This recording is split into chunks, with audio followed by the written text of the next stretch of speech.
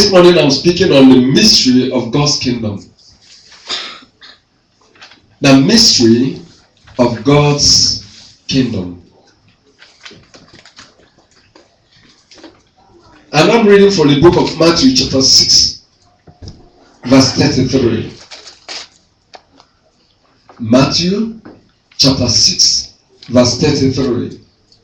But seek ye first the kingdom of God and his righteousness, and all these things shall be added unto you. For some time now, the Lord has been speaking to us concerning the way we ought to set our priorities this year.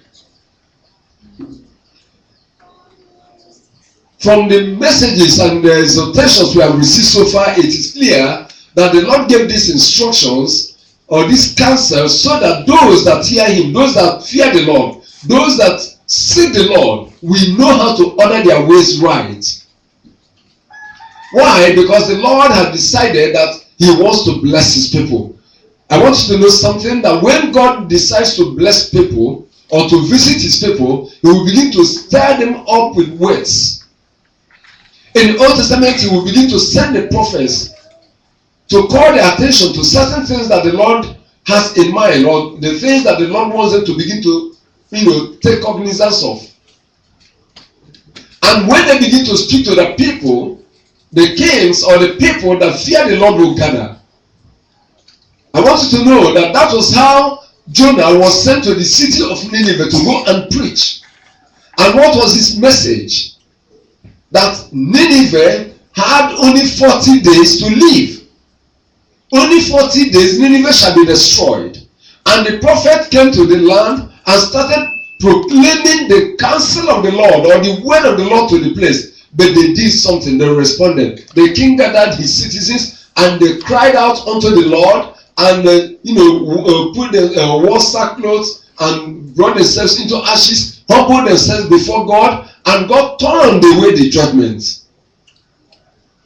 In this time, we are living in a critical time. We are living in a time that is very challenging. But I'm excited to say that this time is also a very interesting time, because God himself is beginning to do things. He's taking over things.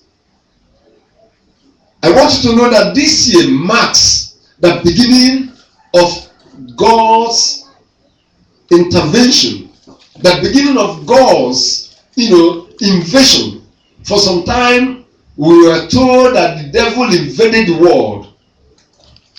Especially last year, the devil was releasing a lot of demons from the demonic kingdom, from the pit of hell, to affect people, to affect churches, to affect families, and everywhere you go, you see the pain, you see the sorrow, you see the fear, even especially in the midst of God's children. It's as if God abandoned his church and abandoned his people, and prayers are not being answered. But it is because the people of God are not listening. It's because the people of God are not listening to the counsel of the Lord. It is because the people of God are carried away. And you must understand that the enemy we are dealing with is not asleep. He is always moving up and down, to and fro. And he is looking for whom he may devour. But I want you to know something, that God is intervening now. Amen. If that amen, your amen is louder, then you collect the blessing. Amen. So we see in Matthew 6:33, the Lord started, after saying that the kingdom of heaven is at hand, he now started teaching on the things of the kingdom. And he is now saying, if you are going to get blessed, understand that there are things that everybody is looking for. There are things that the world is looking for. They have their priorities. They have their own order. They have the way they have set things. But God is saying, you should not live like them. You should not set your order like them. You should not make your priority like them. You should not pursue things. But rather, in the order of the kingdom of God, according to the will of God, things are to pursue you. Amen. Amen. Things are to pursue you. Blessings are to follow you. They are to pursue you. Breakthrough, success, they are to follow you. Do you know, let me tell you something. I don't want to go too much into this. Why Christians are suffering is because while the Christians are asleep, the enemy comes through the backyard to sow seeds of discord, to sow, seeds of affliction, to sow oppression. And you are there sleeping and then running up and down without opening your eyes. The enemy goes behind you. I want to say this. If you pray and it's as if God is not hearing you, the first thing you should do is ask yourself, where have I gone wrong? Most people today no longer sit down to examine their lives. In the book of 2 Corinthians chapter 13, verse 5, we are told to examine your life, you examine yourself.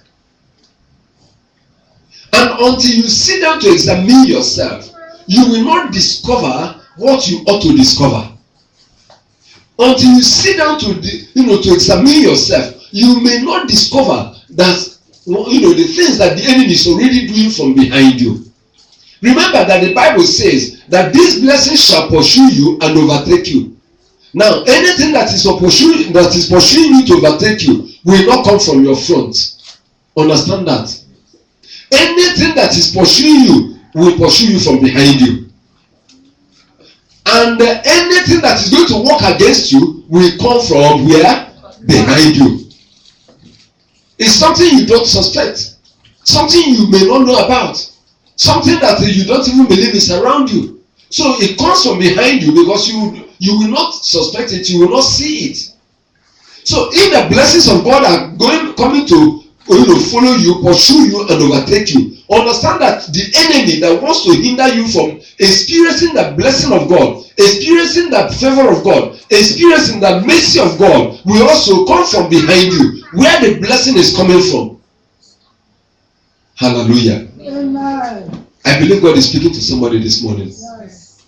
So you must be very careful. And one way that the Lord is making us to know that we are going to overcome this time is not really by looking for the enemy anywhere, but first of all, to align ourselves to his word. That's why he said, seek ye first the kingdom of God and his righteousness, and all other things shall be added. Now, other things shall be what? Amen. Can somebody shout it? Amen. Can somebody speak it louder? Amen. Can somebody scream it? Amen. Then there is somebody that adds it to you, and it is God. So when you seek the kingdom, following God's order, God's priority, which he wants you to follow as yours because he is one giving it to you, then he says those things that every other person is looking for. What are men looking for? Why are men putting themselves in trouble? Why are men going to serve the devil? Why are men surrendering their soul to the wicked one, to the enemy of their soul? Because he tells them, I will make you rich. Because he tells them, I will make you second in command. I will make you queen. You will be king in hell. I will give you mansion, beautiful mansion where? In the sea. Have you ever seen that God created man to live in the sea? How can you have mansion in the sea? How can you have, cars, and your cars can never ply on the earth, on the road, but it's only you somewhere in the sea, and on earth you are miserable.